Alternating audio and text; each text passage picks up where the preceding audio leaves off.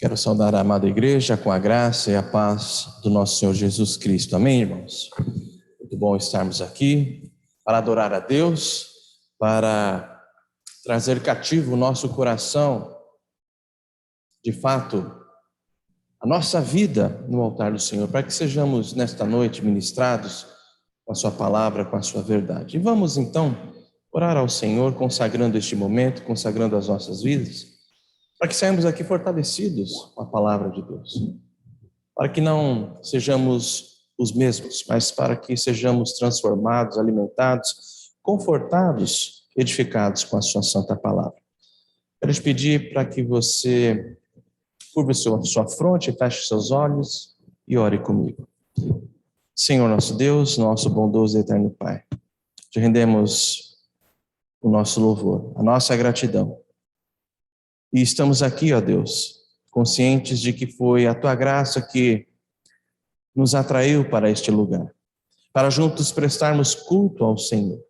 E queremos nos apresentar, ó Deus, com coração sincero, com coração aberto, para ouvir a Tua voz, para sermos tocados e transformados pela Tua verdade. Portanto, predisponha, Senhor, o nosso coração, inclina-o para Ti mesmo. Precisamos ouvir a Tua voz. Precisamos, ó Deus, que o Senhor venha santificar as nossas vidas, fortalecer a nossa fé, mudar o que precisa ser mudado. Alimenta-nos, ó Deus, porque queremos viver de modo digno da vocação que o Senhor mesmo nos chamou. Nós consagramos todas as partes deste culto para a honra exclusiva do Teu santo e bendito nome. E assim oramos, ó Deus, em o nome de Jesus. Amém. Amém, irmãos? Muito bem, vamos louvar ao Senhor? Vamos ficar em pé e vamos cantar o hino 27. Fiquemos em pé, nesse início de culto, uma noite um tanto quanto fresquinha, não é mesmo? E vamos louvar ao Senhor entoando o hino 27, meus amados.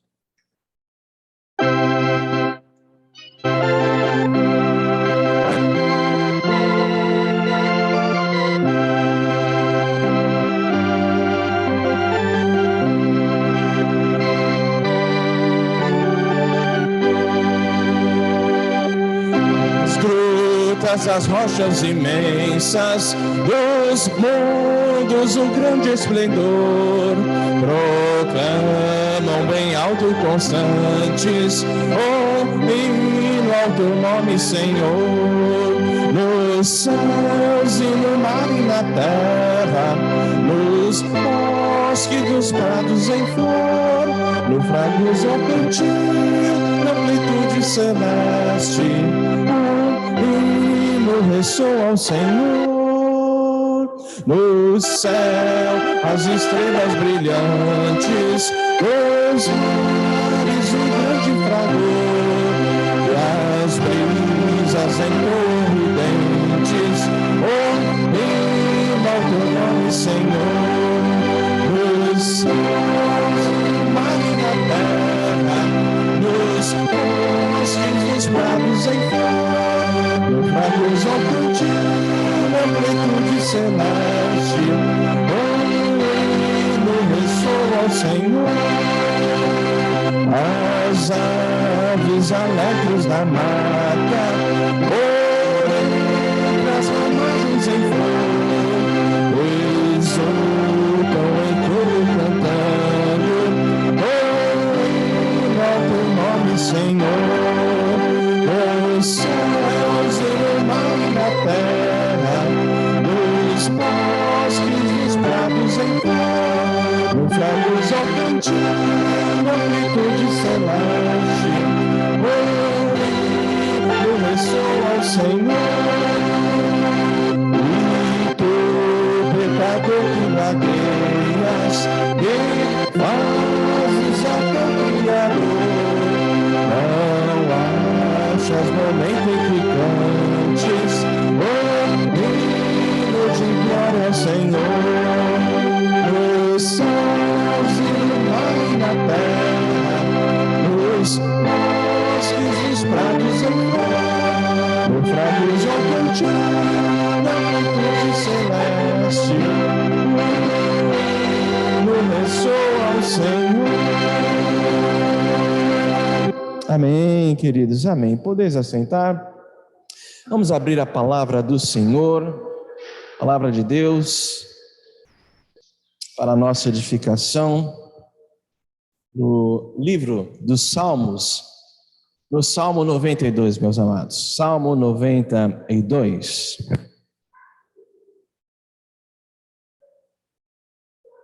Passamos a leitura deste texto de forma alternada. Salmo 92, leitura alternada. Salmo 92. Todos acharam? Sim? A igreja está preparadíssima para a leitura? Sim? Então tá ótimo. Então diz assim a palavra do Senhor, Salmo 92, leitura responsiva, meus irmãos. Bom é render graças ao Senhor e cantar louvores ao teu nome, ó Altíssimo.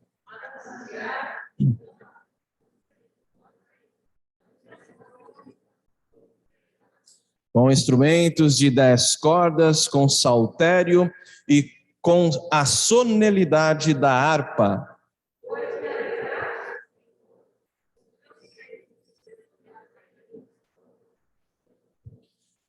Quão grandes, Senhor, são as suas obras, os teus pensamentos, que profundos.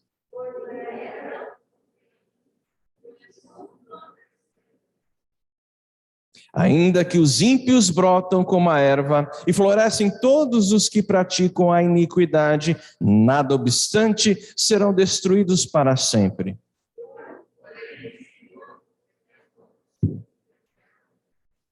Eis que os teus inimigos, Senhor, eis que os teus inimigos perecerão, serão dispersos todos os que praticam a iniquidade.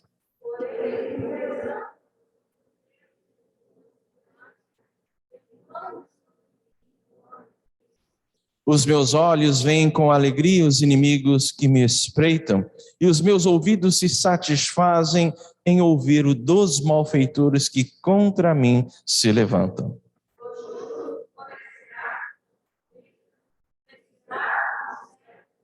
Plantados na casa do Senhor, florescerão nos átrios do nosso Deus.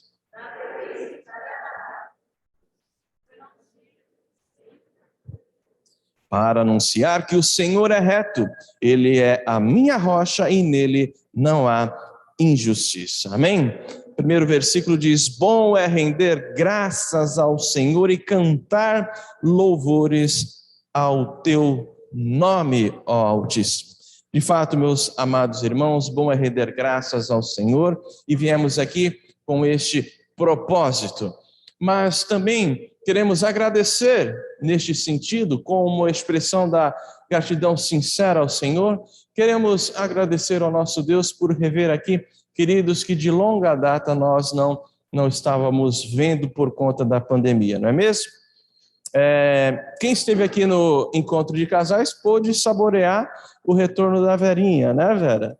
No encontro de casais, ela depois de... Vamos lá, Vera. Não foi mais? Né? 5 de dezembro de 2019, né? E no encontro de casais, ela retornou depois desta longa data, e hoje, para nossa alegria, veio até de manhã, e agora à noite, né? Então, é uma bênção. Mas também nosso coração se alegra. Eu até percebi a alegria da Vera ali cumprimentando quem? Aê, Vera, muito bem. Bênção, bênção. Muita bênção, muita alegria. Também a alegria de rever a nossa irmã Sueli, que depois de uma longa data, né, Sueli? 1 ano e meio, aproximadamente? Mais ou menos. 1 ano e meio, né? Mais ou menos. Oi, querida? Mais ou menos. Mais ou menos, né? Hoje, pela primeira vez aqui conosco. Sim. Então, motivo de gratidão. Bom é render graças ao Senhor, render a nossa gratidão pela vida dos nossos irmãos, né? E também estou aqui feliz por rever a Rosana e o nosso querido irmão José, né? O Zé Luiz, né? Também eu já os vi não tanto tempo assim, mas faziam um bom tempo. Mas depois da pandemia é a primeira vez, se eu não me engano, né? Rosana e Zé Luiz aqui conosco, né? Depois de uma longa data. Oi, querida? Ah, vocês estiveram semana passada? É que semana passada aqui, semana passada que não esteve fui eu, fui pregar fora, né? Por conta disso, né? Mas eu não tinha visto os amados. Aliás, a dona Lúcia Helena também conosco, né? Não é a primeira vez esse retorno, né? Mas depois de um grande momento, né, dona Lúcia Helena? Mais alguém ficou tanto tempo assim afastado por conta da pandemia? Me ajuda aí para fazer a justa deferência neste momento. A dona Lúcia Helena também esteve conosco, mas já é a terceira hoje, né, dona Lúcia? Maria. Se bem que a dona Lúcia, a gente invariavelmente se encontrava aqui na porta da igreja, né? Mas a Sueli e a Vera ficaram um pouco mais isoladas e o nosso coração se alegra, né? E por falar em alegria do coração, então vamos ficar em pé, vamos louvar ao Senhor neste sentido. Convido aqui os nossos irmãos Fábio e Lília e Fábio, que nos assistam aqui na condução dos cânticos espirituais. Louvemos ao Senhor na singeleza das nossas vozes, mas com o fervor do nosso coração. Louvemos ao Senhor.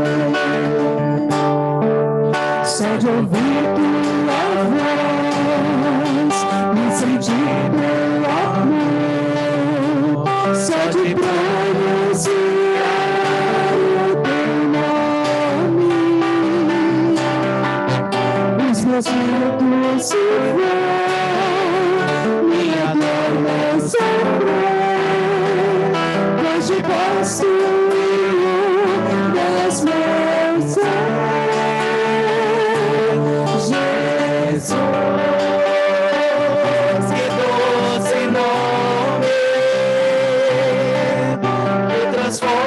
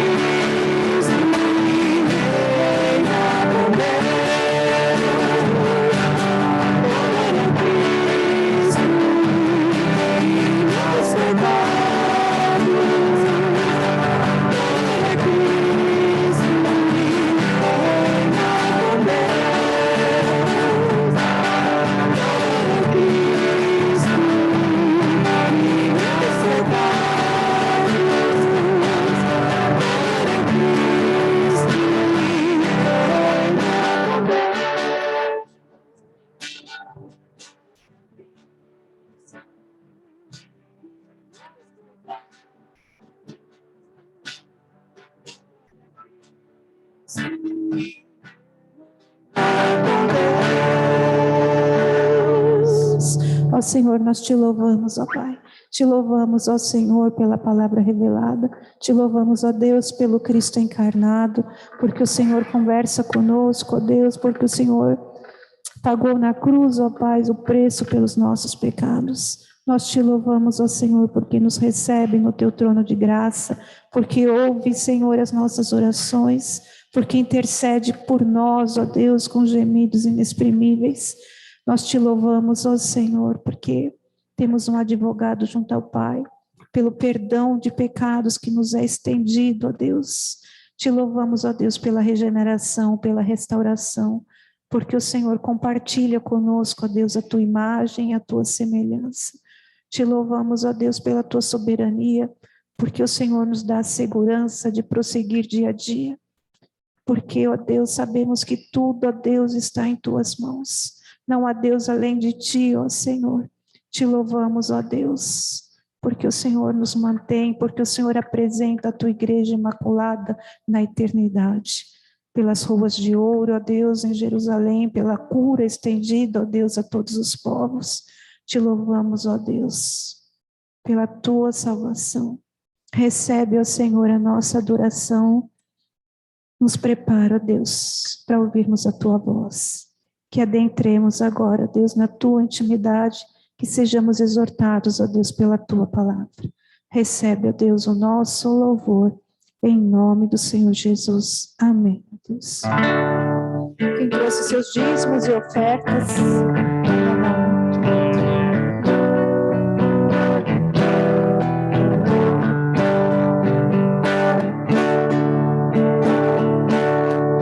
pela causa de Cristo vem, as nossas vidas nós ofertamos aquela vez, até abençoar para o Filho.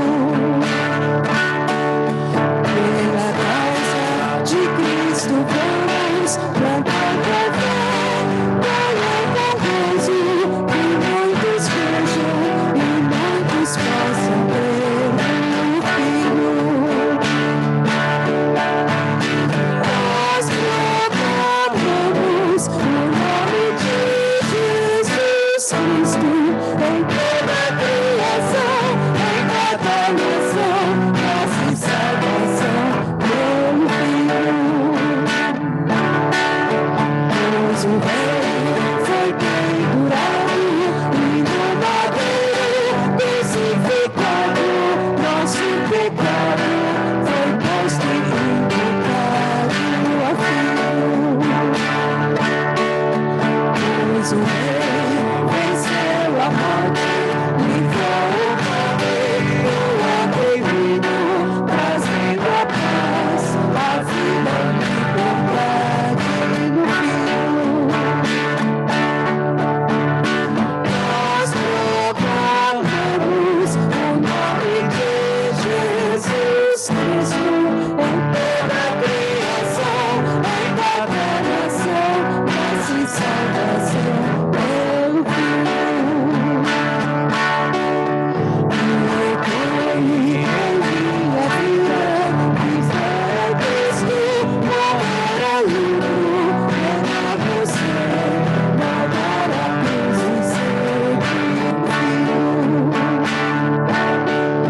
E quem em minha vida viver é Cristo, morrer é livre, levar você, tomar a cruz e seguir o Filho. Nós proclamamos o nome de Jesus Cristo em toda a criação, em cada nação, nossa salvação pelo Filho. Nós proclamamos o nome de Jesus Cristo em toda a criação, em cada nação, nossa salvação pelo Filho.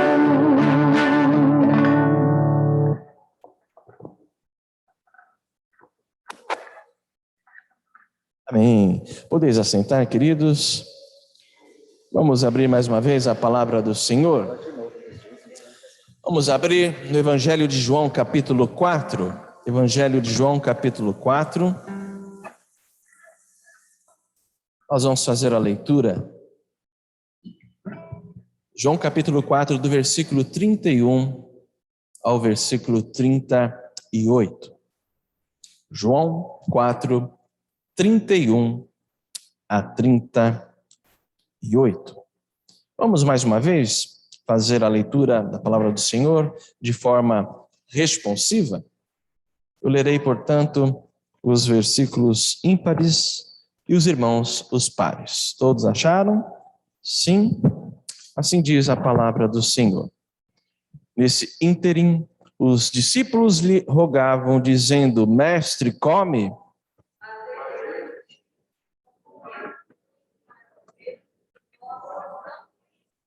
Diziam então os discípulos uns aos outros: ter-lhe-ia, porventura, alguém trazido o que comer?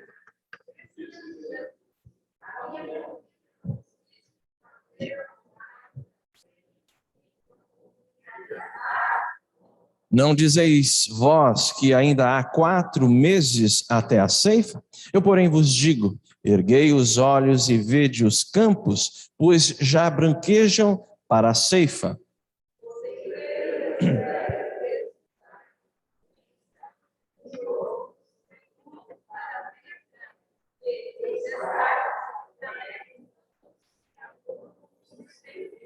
Pois no caso é verdadeiro ditado: um é o semeador e outro é o ceifeiro.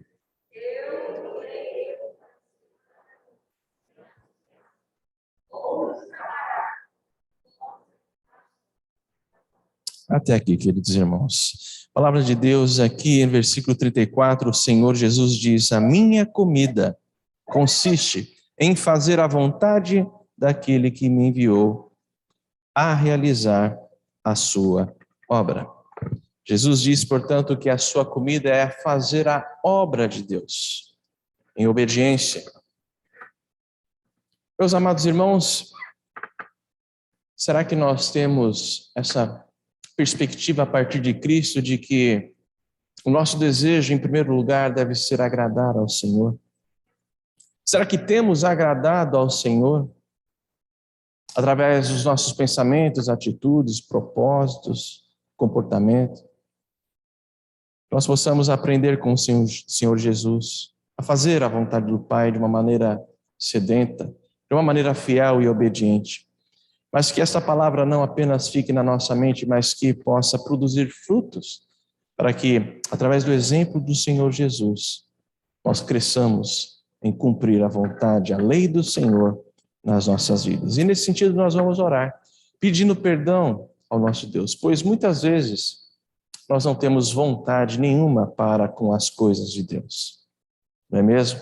Ficamos indiferentes, frios, nos afastamos, vamos nos esfriando, e não é, e não deve ser assim. E este é um momento de restauração, um momento de quebrantamento. Vamos aproveitar o momento que o Senhor mesmo nos dá para confessar os nossos pecados enquanto igreja e buscarmos o perdão do Senhor. Eu convido nesta oração de confissão, nesta oração de quebrantamento, convido a nossa irmã, a Dani, que nos conduza numa palavra de oração, colocando a Igreja Presbiteriana de Peruíbe especialmente, Dani, na presença do Senhor, para que esta palavra que for lida possa frutificar nas nossas consciências. Oremos. Senhor, neste momento que estamos aqui reunidos no Teu nome, Pai, eu te peço que o Senhor nos abençoe, nos dê, Senhor, sede da Tua palavra, sede de estarmos, Senhor, reunidos no Teu nome, e que nossos corações estejam sedentos, Senhor, para vir na Sua casa, Pai. Agradeço, Senhor, pelo dia de hoje, agradeço por tudo que o Senhor tem feito nas nossas vidas, Senhor, pelo cuidado, pelo amor, pelo zelo com as nossas vidas, Senhor, mesmo nós sendo pecadores, Pai. Perdoa nossos pecados, perdoa as nossas falhas, Pai, e que o Senhor esteja conosco, Pai, nos auxiliando, nos guiando, Senhor, para que não perdemos a fé, nos friamos os nossos corações, Pai. Cuida, Senhor, para que nós possamos ter cada dia mais fé, cada dia mais vontade de estar nos seus caminhos, meditando na sua palavra, ouvindo a pregação dos nossos pastores presbiterianos, Pai, da nossa igreja de Peruíbe, Senhor. Em nome de Jesus, Pai. Obrigada por tudo e pelo dia de hoje. Fala, Senhor, conosco, Pai. Amém. Em nome de Jesus. Amém. Amém, Senhor. Se alguém não trouxe ainda os dízimos e ofertas, pode fazê-lo enquanto oramos a oração do salmista, o Salmo 139.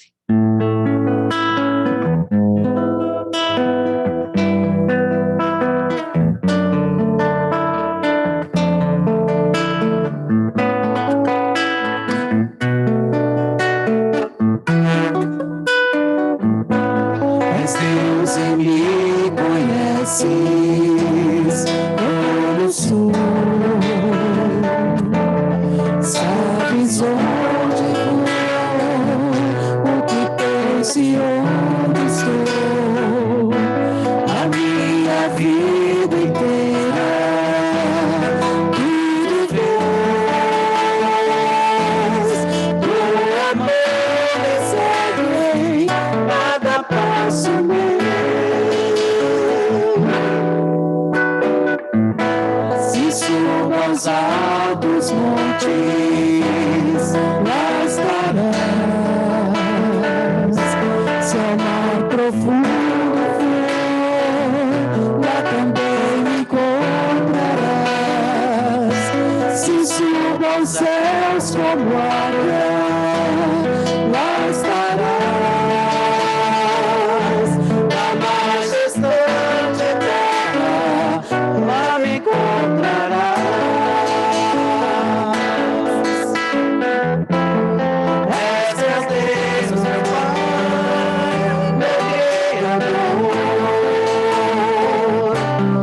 Tens o meu amor, tens a minha vida.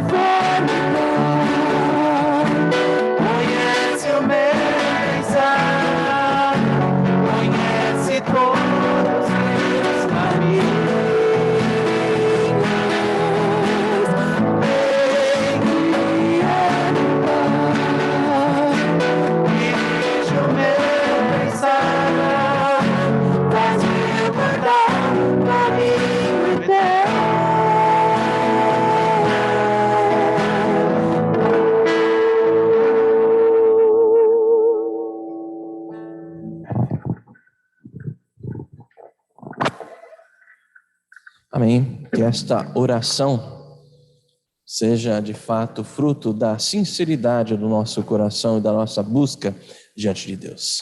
Amados irmãos, vamos abrir no texto da exposição desta noite. Vamos abrir a palavra do Senhor no texto que se encontra no Evangelho de Lucas, capítulo 9.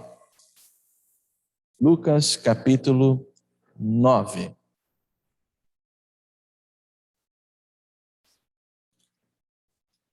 Lucas, capítulo 9, do versículo 28 ao 45. Lucas 9, de 28 a 45.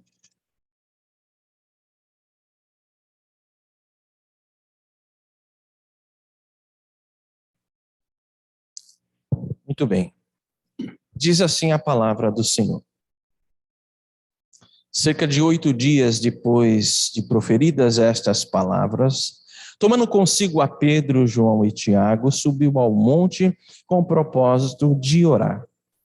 E aconteceu que, enquanto ele orava, a aparência do seu rosto se transformou e suas vestes resplandeceram de brancura.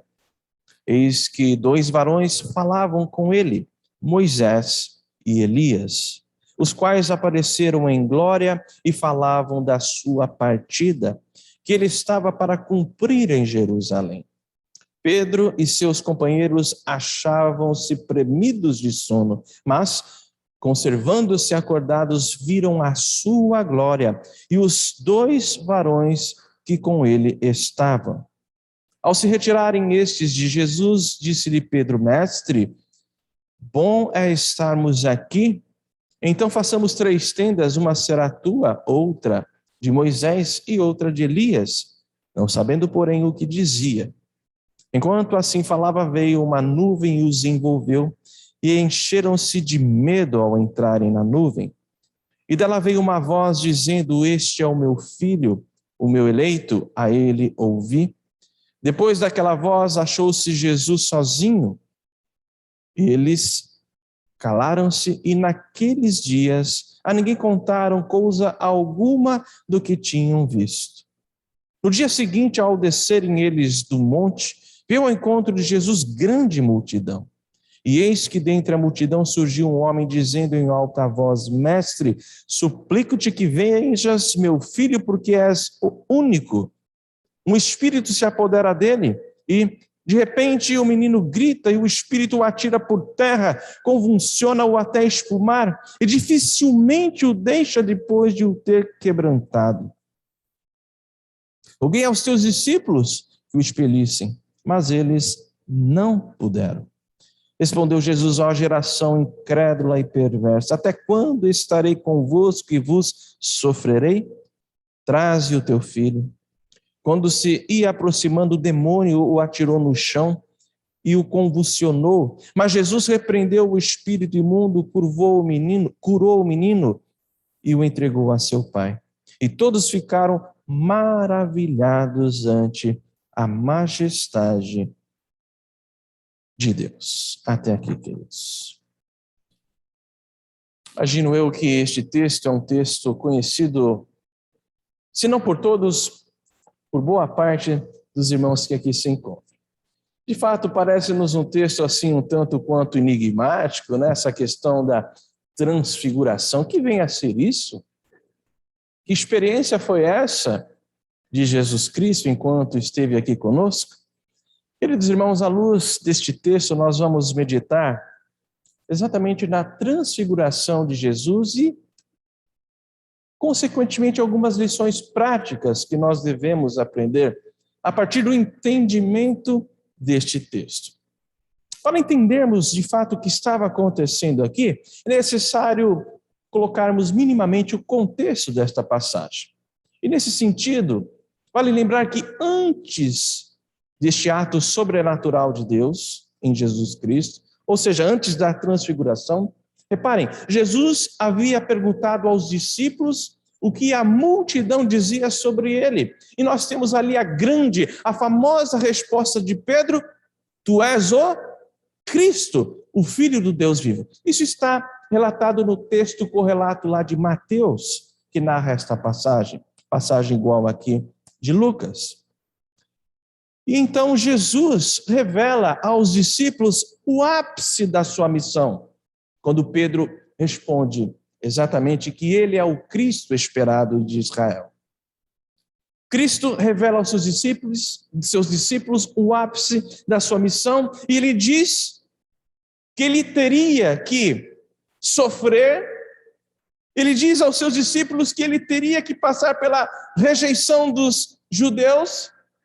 Sobretudo, ele diz que ele teria que morrer em morte de cruz, mas que seria ressuscitado ao terceiro dia.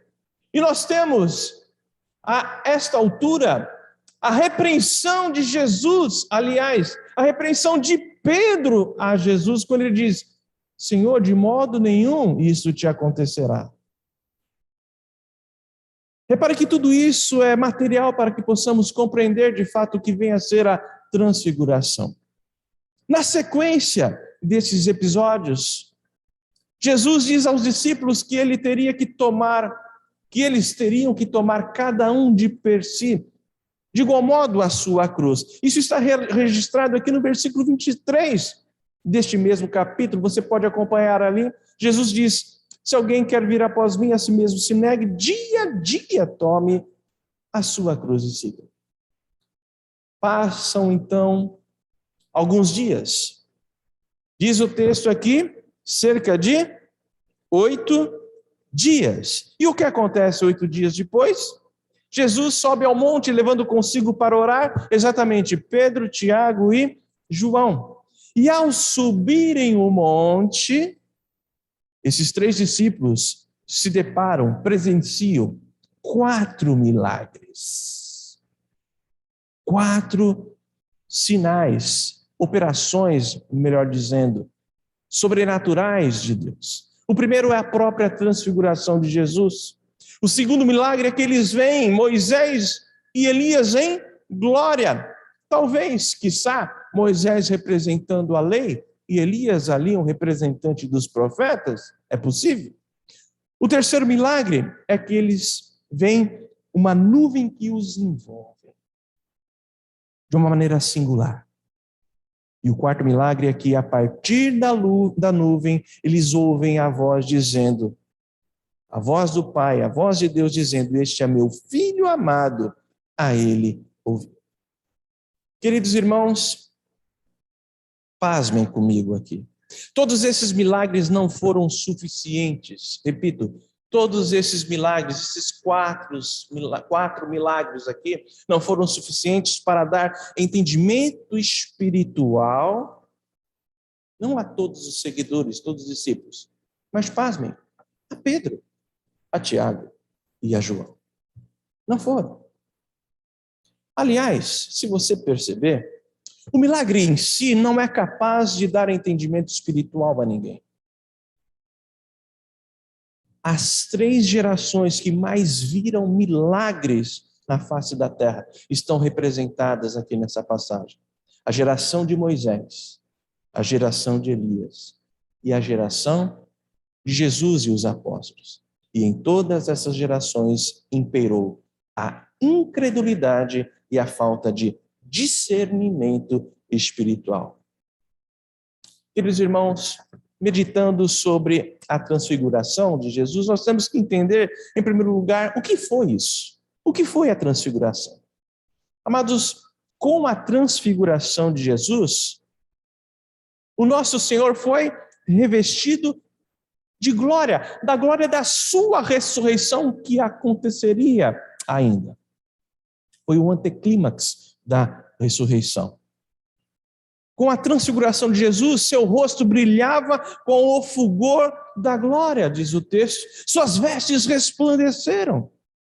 Foi isso que aconteceu, uma antecipação da ressurreição do Cristo ressurreto. E Pedro, Tiago e João tiveram ali o privilégio de testemunharem Cristo ressuscitado, ainda que em forma de transfiguração, não tendo passado pela morte até então. Agora, qual o propósito de tudo isso? E aqui está o coração do texto. Aqui está o coração do sentido da transfiguração. Eu quero destacar aqui 4 aspectos que perfazem o propósito da transfiguração. O primeiro era preparar Jesus para ir até a cruz. Aquilo que era inconcebível à cabeça, por exemplo, de Pedro, dos demais discípulos e de todos os judeus. Vejam comigo versículos 30 e 31. Eis que 2 varões falavam com ele, Moisés e Elias, os quais apareceram em glória e falavam do quê? Qual era a pauta?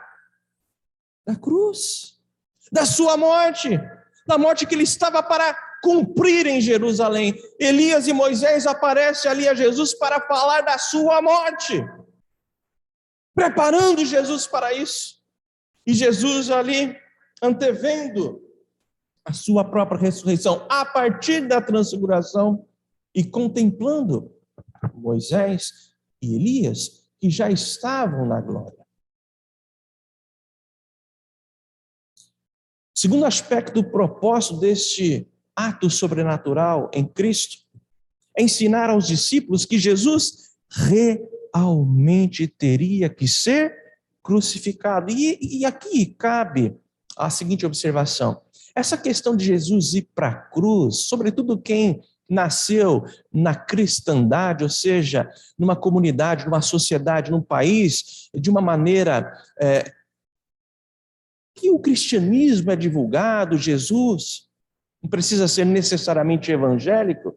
Essa questão de cruz, de morte de cruz, para nós estamos num país, nós nascemos, se somos filhos de pais crentes, nascemos com essa perspectiva, com este costume dos nossos ouvidos, da nossa própria mente. Mas esse não era em nada o costume de um judeu. Porque a própria morte de cruz para o Império Romano era ignomínia. Imagine um judeu sendo morto pelo escândalo da cruz. Se era escândalo para os romanos, vocês não têm ideia da monta que era esse escândalo para os judeus, tendo em vista que para os judeus os gentios eram cães. Então, como conceber que aquela experiência de Cristo, Pedro, Tiago e João, era para preparar Cristo e os discípulos para a morte do seu Senhor na cruz? Lembra-se que Pedro quis, já disse isso, desviar o Senhor Jesus da cruz. E isso é tão sensível no texto que você perceber, se você perceber, olha comigo aí no versículo 22. Olha comigo aí.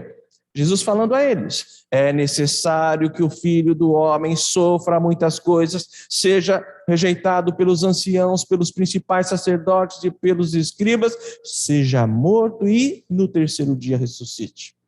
Jesus, então, ele reforça que eles teriam que focar na centralidade da cruz. Isso sobressalta no texto. Veja comigo o versículo 44. Ele diz, novamente ele diz: fixai nos vossos ouvidos as seguintes palavras: o Filho do Homem será entregue, ou o Filho do Homem está para ser entregue nas mãos dos homens. Então Jesus, ele nunca saiu do seu foco, ele nunca saiu da sua missão. A cruz era o foco de Cristo e não os milagres. Mas os judeus queriam os milagres, os sinais. O terceiro aspecto do propósito da transfiguração era consolar Jesus com a sua própria ressurreição. Por isso, Jesus vê ali Elias e Moisés que aparecem em glória para confortá-lo. Elias nem sequer experimentou a ressurreição, mas fora transformado em glória. E Moisés experimentou a ressurreição, então aparecem ambos junto com a voz celestial, a voz do Pai, para encorajar. E a voz celestial diz a Pedro, Tiago e João: ouçam o que ele diz. E o que Jesus estava dizendo?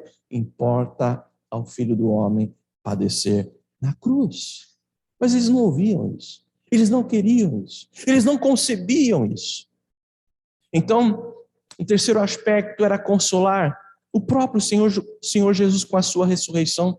Jesus ali é confortado com a ressurreição que ele ainda experimentaria depois da sua morte.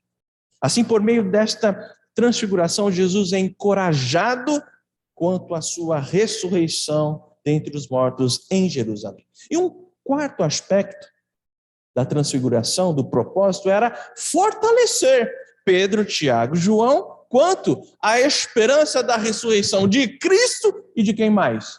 Deles mesmos. Vale lembrar que eles não entendiam a questão da morte de Cristo. E eles não entendiam muito menos a própria ressurreição. Lá no texto correlato de Marcos, você não precisa abrir, Marcos 10 diz que eles perguntavam entre si ali, cochichando, o que quer dizer ressuscitar dentre os mortos? Vocês se lembram que os escribas não acreditavam nisso? E os próprios discípulos ali, os 12, não entendiam essa coisa, essa expectativa, essa questão da ressurreição. Tanto é que quando Jesus fora crucificado, para eles, na mente deles, era o fim do apostolado. Ruiu o castelo na mente deles. Ficaram frustrados. Cada um foi para o seu afazer. A transfiguração serviu então para fortalecê-los na esperança da ressurreição de Cristo e na esperança da ressurreição deles mesmos quando eles têm a visão de Elias e Moisés. Portanto, meus amados irmãos, a ressurreição era objeto de dúvida por parte dos discípulos. Exemplo, Tomé. Tomé creu na ressurreição? Não creu. Eles não concebiam isso. Isso é importante você trazer esse conhecimento, essa perspectiva para entender o texto. Tanto é que Pedro, Tiago e João, esses três discípulos, falariam da transfiguração depois da ressurreição de Cristo. Somente depois, porque era algo que eles não concebiam. Marcos diz assim, lá, capítulo 9, ao descerem do monte, desse mesmo monte, nessa mesma passagem, ao descerem do monte, ordenou-lhes Jesus que não divulgassem as coisas que tinham visto, até o dia em que o Filho do Homem ressuscitasse dentre os mortos. Queridos irmãos, após entendermos então o propósito, o significado, o objetivo da transfiguração, quebrando ali o entendimento complicado dos discípulos acerca da cruz do seu Senhor e acerca da própria ressurreição dos mortos, confortando Jesus, confortando os discípulos, preparando Jesus através do consolo do Deus Todo-Poderoso que se faz ouvir ali. Após entendermos isso, vamos então a algumas lições práticas desse texto. A primeira delas é que a falta de conhecimento da missão de Jesus resulta em falsas perspectivas, falsas expectativas. Aconteceu isso com Pedro. Olha lá comigo, versículo 33. Ele fica encantado. Ele está maravilhado, ele diz, empolgadão, ele diz, mestre, bom é estarmos aqui, então façamos 3 tendas, uma será tua, a outra de Moisés e a outra de Elias. Queridos irmãos, nós devemos ter cuidado para não fazer pedidos errados a Jesus. E quando nós não temos conhecimento da palavra, quando nós não discernimos espiritualmente as escrituras sagradas, nós oramos de uma maneira muito equivocada, pedindo coisas erradas ao Senhor, como o próprio Pedro diz aqui. E por isso a Bíblia diz que nós não sabemos orar como convém.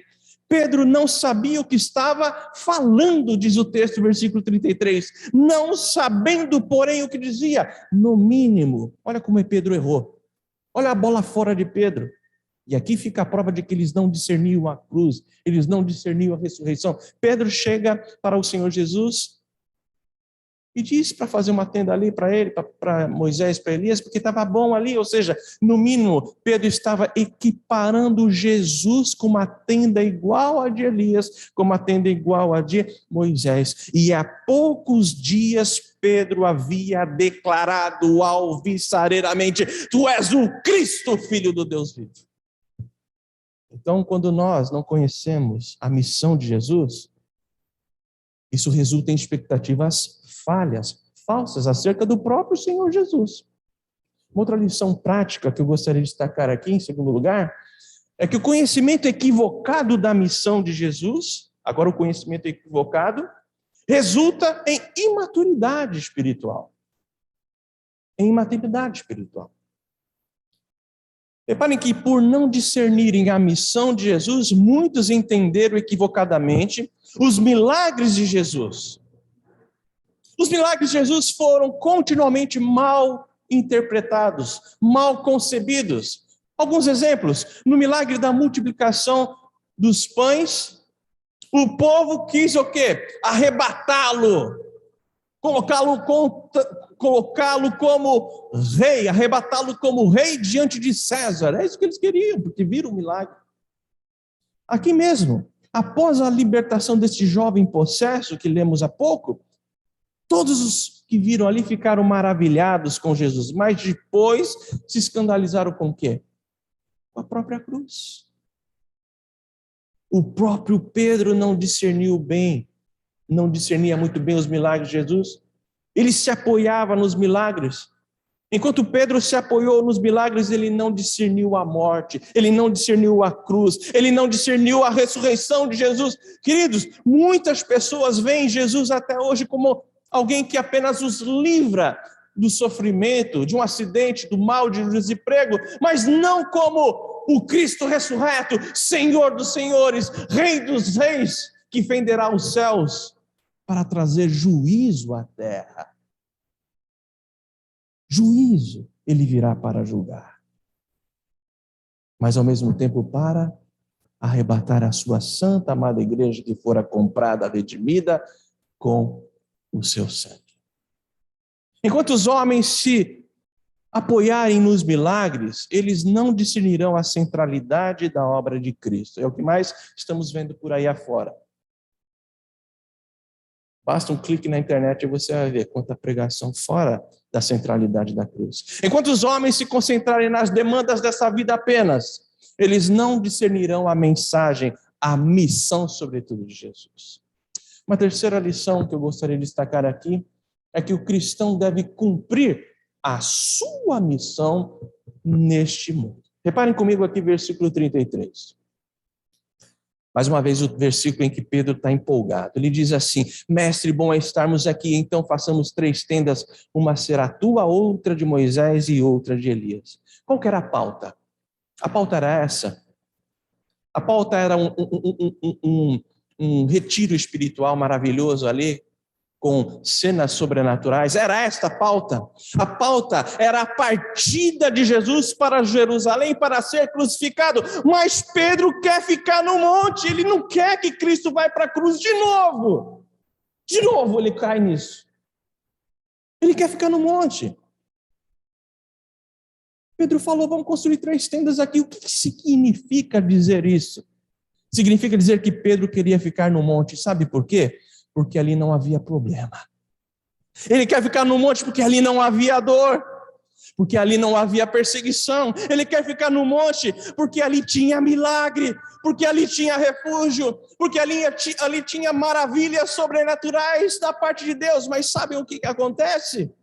Ao descerem do monte, isso é sensível no texto, ao descerem do monte, os discípulos se deparam com o quê? Com as mazelas da vida. E logo de cara, eles se deparam com uma criança, um menino que estava sofrendo, cativo de Satanás, e que os outros discípulos não conseguiram expulsar esse demônio. Vejam no versículo 38, quando eles descem do monte, diz assim: eis que dentre a multidão surgiu um homem dizendo em alta voz, desesperado: mestre, suplico-te que vejas meu filho, porque é o único. E o texto lá de Marcos, o texto com o relato, diz que esse jovem era perturbado desde a primeira infância. E diz o texto que o diabo jogava esse menino para um lado, para o outro, no chão, na água, no fogo, para tentar matá-lo. E os discípulos já tinham tido a experiência com a expulsão de demônios, mas neste caso, com esta casta, nada puderam fazer. E ao descerem do monte, Pedro, Tiago e João se deparam com este grande desafio, sobretudo com esta mazela. E o texto de Marcos diz que se tratava de uma casta poderosa de demônios. Aquela era uma batalha espiritual pesada que se fazia necessária a oração e necessário o jejum. E sabe o que isso nos ensina, meus irmãos? Isso ensina a igreja, isso ensina você, minha irmã, meu irmão, que o nosso ministério deve ser no vale de lágrimas, onde as pessoas sofrem e não no monte. No vale tem gente problemática. No vale tem gente que precisa de esperança e libertação. É no vale, é no dia a dia, é no serviço, é no ônibus. É nas agruras da vida, é no vale em que as pessoas estão desesperançosas, endemoniadas, pecadoras. Nós precisamos estar espiritualmente fortes para exercer o nosso ministério no vale de lágrimas. Sabe onde é o monte hoje? Sabe onde é o monte hoje? O monte está no teu quarto, quando você fecha a tua porta. Em silêncio, busca o seu Deus. Para se fortalecer, para ser útil nas mãos do Senhor no vale. Sabe onde está o monte hoje? O monte está aqui, quando você guarda o dia do Senhor, para fortalecer o seu conhecimento, a sua fé, para descer no vale. E quando você sair dessa igreja, passar por aquela porta, você desceu o vale. Eu desci o vale. E é no vale que nós temos que ser relevantes. Se a esperança em Cristo está depositada na vida boa, na vida tranquila, na prosperidade, jamais estaremos preparados para ministrar no vale. E Pedro quis ficar no monte. Meus irmãos, a acomodação espiritual nos leva a negligenciar a nossa missão nesta vida. A quarta lição prática. A oração deve ser prioridade na vida do cristão. Esse é um refrão na vida do crente, oração. Vejam comigo versículos 18 e depois o 28. Diz assim: estando ele, Jesus, orando à parte, achavam-se presentes os discípulos, a quem perguntou: quem dizem as multidões que sou eu? Então diz lá, orando à parte. Olha o 28. Cerca de 8 dias depois de proferidas essas palavras, tomando consigo a Pedro, João e Tiago, subiu ao monte com que propósito? De orar. Meus irmãos, diversas vezes Jesus se retirou para orar. Diversas vezes, após a primeira multiplicação dos pães, aqui no Getsêmani e por aí vai. Jesus se fortalecia enquanto orava. Jesus se fortalecia para ir para a cruz, para enfrentar Jerusalém. Jesus se revestia de oração para descer aquele monte e fazer a obra que o Pai lhe confiou. E qual que era a obra? Libertar os cativos de Satanás, curar os enfermos, enfrentar a oposição dos judeus e morrer por nós na cruz. Jesus era consolado, Jesus era encorajado pelo Pai enquanto orava. No versículo 35 diz assim: e dela veio uma voz, enquanto Jesus estava orando: este é meu filho, o meu eleito, a ele ouvi. No outro texto diz: este é meu filho, em quem eu me comprazo, tenho todo o meu prazer. É na oração que nós sentimos o conforto de Deus de modo particular. É na oração que nós sentimos a consolação de Deus de uma maneira muito sensível. Eu quero lhes dizer que não há nada mais cansativo do que oração para quem não está em comunhão com Deus. Se você não está em comunhão com Deus, você não suporta uma reunião de oração. Te dá impaciência. Muitas vezes não fazemos a obra de Deus, por quê? Porque não oramos. Muitas vezes não sentimos o consolo de Deus que tanto precisamos nesses dias. E sabe por quê? Não é porque Deus te abandonou, é porque eu, muitas vezes não oramos. Como diz o pastor Paul Washer, teologia sem oração deixa o homem orgulhoso. Teologia sem oração deixa o homem orgulhoso, é só conhecimento.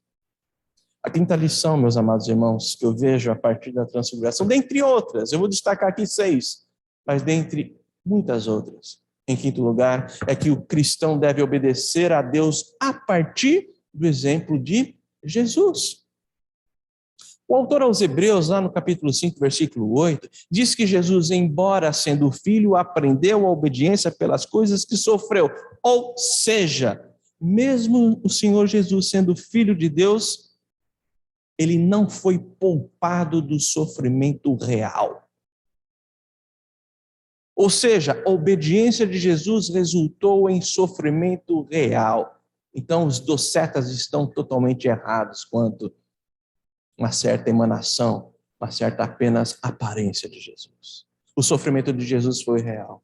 A obediência lhe custou sofrimento, este foi o preço. E por isso, lá em João, como lemos na introdução do culto, o Senhor Jesus diz: a minha comida consiste em fazer a vontade daquele que me enviou a realizar a sua obra. Qual que era a vontade do Senhor Jesus? Qual que era a comida do Senhor Jesus? Obedecer ao Pai. Vejam comigo aqui como Jesus estava determinado a obedecer ao Pai e cumprir assim o pacto da redenção. Versículo 44, novamente diz: fixai nos vossos ouvidos as seguintes palavras: eu, o Filho do Homem, estou para ser entregue nas mãos dos homens. Expressão de obediência, de resiliência, de determinação. Versículo 51, e aconteceu que, ao se completarem os dias em que devia ele ser assunto ao céu, manifestou no semblante a intrépida resolução de ir para Jerusalém, ou seja, para a cruz, obedecer ao Pai. Meus irmãos, sem obediência não há infidelidade. É uma consequência, é uma cascata, é um efeito cascata. Sem obediência não há fidelidade. Sem fidelidade não há santidade. Sem santidade não há espiritualidade, ou seja, não tem como você ser cheio do Espírito Santo.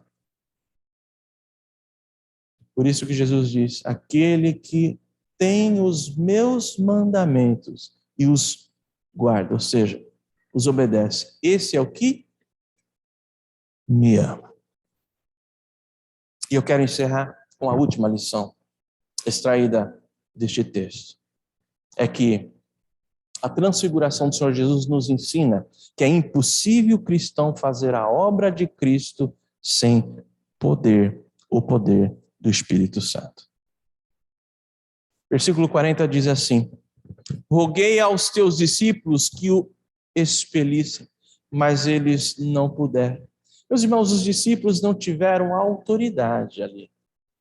Eles não tiveram autoridade para expulsar os demônios daquela criança, daquele menino. Então Jesus se depara com aquele menino endemoniado e diz, lá no texto de Marcos, olha as palavras fortes de Jesus. Jesus não se dirige ao menino, Jesus não se dirige ao pai do menino, Jesus não se dirige aos discípulos, ele se dirige ao demônio. E diz: espírito mudo e surdo, eu te ordeno, sai deste jovem e, tem um detalhe, nunca mais tornes a autoridade de Cristo. O que isso nos ensina? A semelhança do fracasso daqueles discípulos. Isso nos ensina que se nós não nos prepararmos, meus irmãos, sobretudo nesses dias difíceis que estamos vivendo, se nós não buscarmos o poder de Deus nas nossas vidas, através da oração, através da consagração, através da palavra, através da comunhão com os irmãos, sem o poder de Deus em nossas vidas, nós desejaremos o ministério da fuga. Sem o poder de Deus, não teremos ousadia para pregar o Evangelho, para libertar os cativos. Parece-nos que a evangelização pessoal, o pessoal confunde assim: precisamos ter programação evangelística na igreja, programação evangelística na igreja. Podemos ter, invariavelmente temos, não nesse tempo de pandemia, mas não é a instituição, Igreja Presbiteriana de Peruíbe, que tem que evangelizar.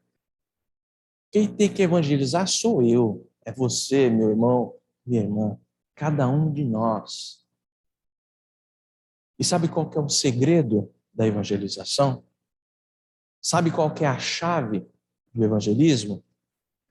Amizade. Quando você trava uma amizade, porque você ama aquela alma perdida, caminha com aquela pessoa, a surpreende com coisas que ninguém vai fazer para ela, que o mundo jamais outorgará para ela.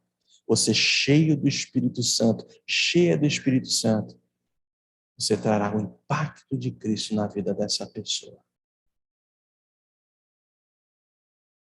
O problema do crente é ficar andando muito só com crente.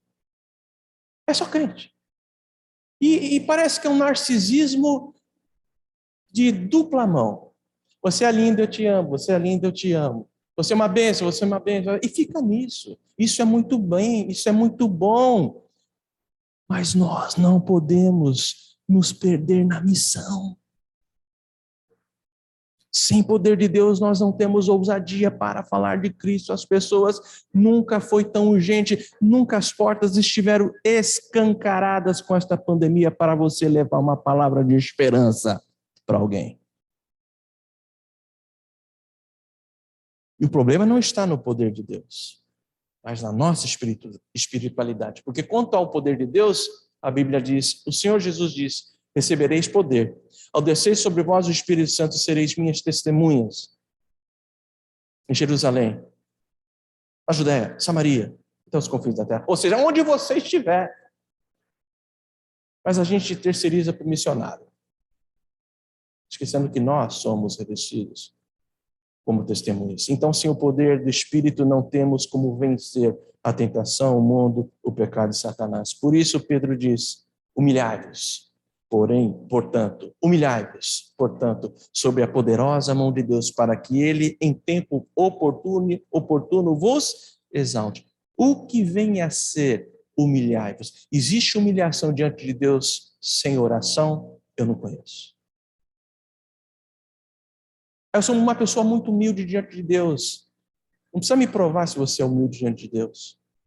Prova para você mesmo se você é um homem ou uma mulher de oração. Aí você verá se você é humilde diante de Deus. Que Deus nos abençoe. Que essas lições preciosas façam parte da nossa vida, do nosso coração, do nosso dia a dia. Que não haja falta de conhecimento da missão de Jesus para que não fiquemos pedindo a Deus coisas erradas e criando em nós falsas expectativas. O conhecimento equivocado da missão de Jesus, que não haja esse conhecimento errático, pois esse conhecimento errático resulta em maturidade espiritual, que não seja assim. E que nós possamos cumprir a missão que o Senhor nos deu neste mundo. E que a oração seja prioridade na nossa vida.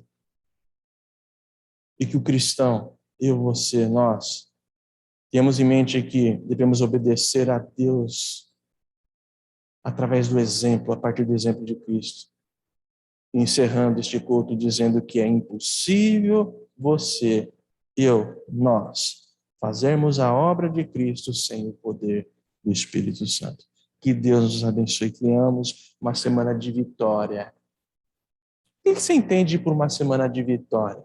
Venha a teologia da prosperidade e pulveriza uma nuvem, uma esfera, que este linguajar, esta frase é o quê? Vitória, ou seja, não vai te acontecer nenhum mal, você vai prosperar, não é essa vitória que eu estou falando.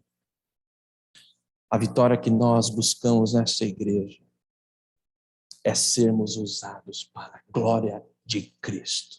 Esta vitória. E que todos nós tenhamos uma vitória, uma semana vitoriosa, para a honra e glória do nosso Senhor.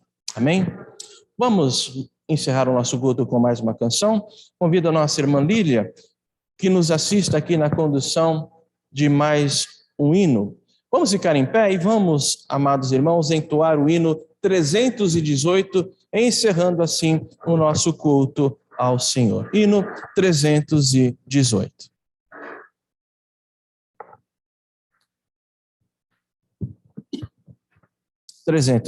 Amados.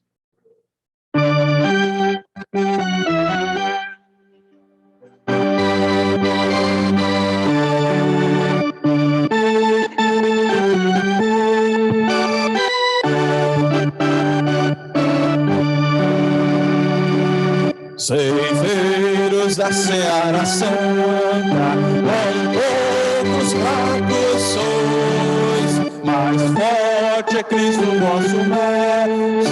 Avante, avante, pois, os que esperam no Senhor, renovar-se-ão, crescerão em vigor, subirão até as alturas, correrão e sem fadiga andarão sem se cansar, correrão e sem fadiga andarão sem se cansar, voarão e nas alturas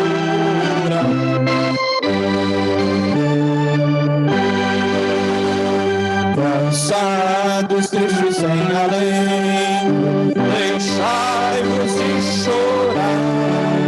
Onipotente é o vosso mestre, por que desanimar? Os que esperam no Senhor, renovar-se-ão, crescerão em vigor, subirão até as alturas, morrerão e sem fadiga andarão sem se cansar, morrerão e sem fadiga andarão sem se cansar, voarão e nas alturas como águias serão. Jesus está conosco sempre, assim nos prometeu. Coragem, pois, irmãos amantes, eis que ele já venceu. Os que esperam no Senhor, renovar-se-ão, crescerão em vigor, subirão até as alturas,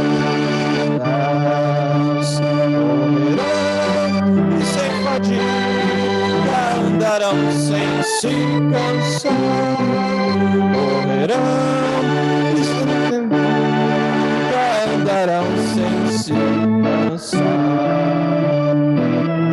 e nas alturas como águias serão.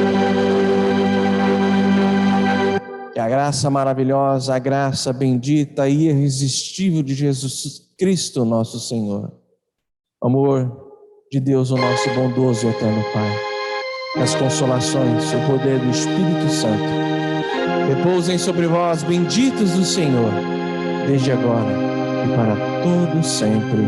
Amém e amém.